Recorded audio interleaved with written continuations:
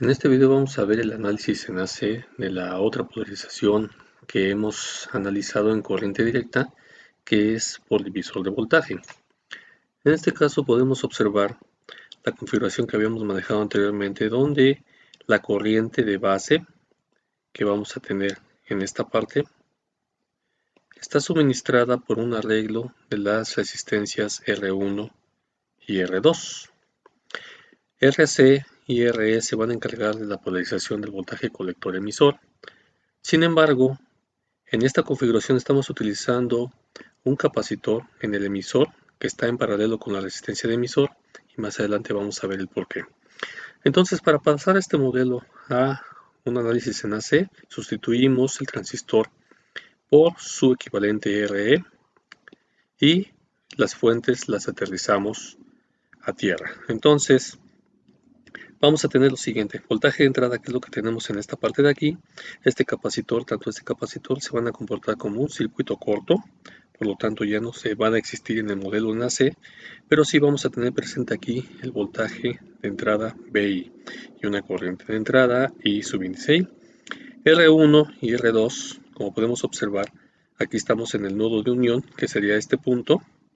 R2 va conectado a tierra por esta parte, y R1 estaría conectado a la corriente de VCC, pero como VCC se transforma a tierra, entonces R1 lo vamos a aterrizar también a la parte de tierra. Beta RE es la resistencia interna del transistor que tenemos en esta parte, que habíamos mencionado, la resistencia que tenemos en la unión base-emisor. La fuente dependiente de corriente, beta VCC, que sabemos que esto es equivalente a la corriente de colector, la resistencia de salida RO y el paralelo de RC conectado a tierra. Es decir, en este punto tenemos RO, de aquí vamos a conectar RC, pero en la segunda terminal de RC va conectado a la fuente. Por lo tanto, esta fuente hay que recordar nuevamente que la pasamos a tierra. Por lo tanto, tenemos este equivalente. Ahora, ¿qué sucede con el resistor que tenemos aquí, RE, en paralelo con CE?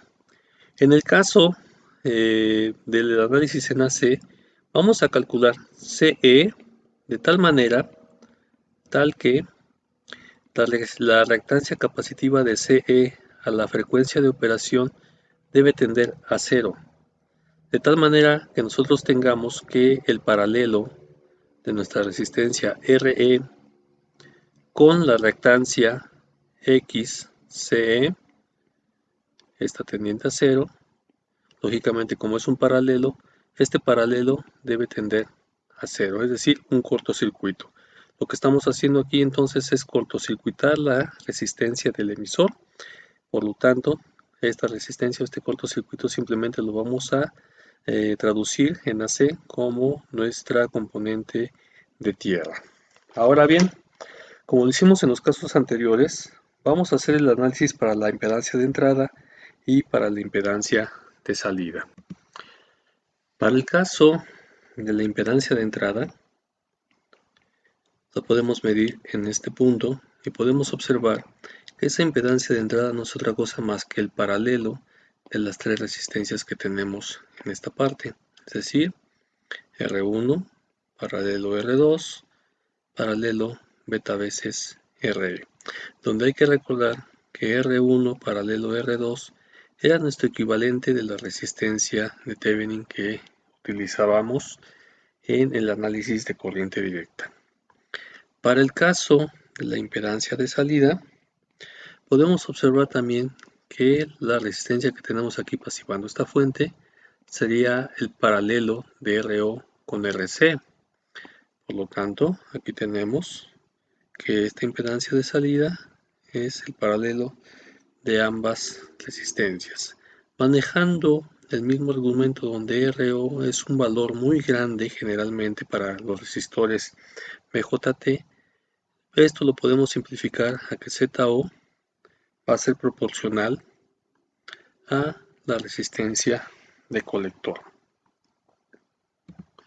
Por otra parte, en cuanto a la ganancia de voltaje se refiere, distinguida por A subíndice B, yo voy a tener que mi voltaje de salida VO, que es el que tengo en estos extremos, que va a ser igual a la corriente que fluye en este sentido. Hay que recordar que la corriente que tenemos en esta parte, en esta malla, va a ser esto, este sentido, por lo tanto va a generar un voltaje con signo contrario al que tenemos en VO midiendo desde el colector hacia el emisor.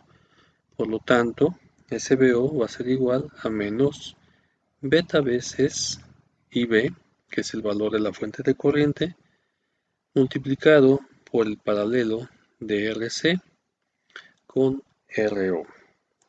Y de esta parte yo tengo que mi corriente de base, que es esto que tenemos aquí, simplemente es mi voltaje de entrada entre el valor de la resistencia que yo tengo en este punto, porque el voltaje que yo tengo en esta parte es exactamente el que tengo aquí, el que tengo aquí. Entonces, esa resistencia de base, perdón, esa corriente de base va a ser igual a BI entre beta veces RE. Sustituyendo esa última expresión en el voltaje de salida, yo voy a tener que el voltaje de salida va a ser igual a menos beta veces BI entre beta veces RE, que multiplica a RC paralelo con RO. Lógicamente aquí vamos a simplificar los valores de beta y vamos a tener el siguiente resultado. BI por RC paralelo RO entre el valor de RE. Por lo tanto, la relación BO entre BI, que es igual a la ganancia en voltaje, AB, va a ser igual a menos, aquí me falta un menos, RC paralelo RO entre RE. Ahora, si tomamos en cuenta la consideración que habíamos mencionado anteriormente, donde el valor de RO es un valor relativamente grande, entonces yo voy a tener que mi ganancia en voltaje va a ser aproximadamente a menos RC sobre RE, que es un valor semejante al que obtuvimos con la polarización fija. Ahora, ¿cuál es la importancia de haber utilizado un capacitor en la resistencia en paralelo con la resistencia del emisor? Eso se hubiera visto reflejado como si hubiéramos tenido nosotros una resistencia aquí yendo a tierra y esto sería RE. Todo el análisis que hemos hecho hasta el momento se vería afectado, puesto que tanto la impedancia de entrada se vería afectada por esta resistencia y la impedancia de salida también se vería afectada por esta resistencia. Pero no solamente eso, sino que la ganancia en voltaje, como vamos a ver más adelante en otro video, se vería afectada por el valor de este resistor. Entonces, la ganancia que tenemos utilizando el capacitor en paralelo hace que el efecto de esta resistencia se elimine y por lo tanto nuestra ganancia sea proporcional a el valor de la resistencia de colector entre la resistencia interna del emisor. Para ejemplificar un poco más este análisis en corriente alterna de este tipo de polarización, vamos a realizar el siguiente ejemplo. De este circuito se nos pide encontrar la resistencia de emisor intrínseca, la impedancia de entrada, su impedancia de salida y la ganancia en voltaje. Para el caso de la resistencia intrínseca del emisor, nosotros hay que recordar que tenemos unas ecuaciones ya establecidas y las podemos emplear. Beta veces RE es igual a 90 por 1.5 kilo ohms y esto es igual a 135 kilo ohms. R2 es igual a 10 por 8.2 kilo ohms y esto es igual a 82 kilo ohms. De aquí podemos observar que beta veces RE es mucho mayor que el valor de R2. Entonces, utilizando los valores de las ecuaciones que se observaron en el análisis de corriente directa, yo tengo que mi voltaje de base va a ser igual a R2 entre R1 más R2 por VCC, que era nuestro voltaje de Thevenin equivalente. Sustituyendo valores, yo tengo que esto es igual a 8.2 kiloohms por 22 volts entre la sumatoria de las dos resistencias del divisor, que es de 56 kiloohms, más 8.2 kiloohms. Resolviendo esta expresión, nos da un valor aproximado de 2.81 volts. Ahora, utilizando la otra ecuación, yo tengo que mi voltaje de emisor va a ser igual al voltaje de base menos el voltaje base emisor, y esto va a ser igual a 2.81 volts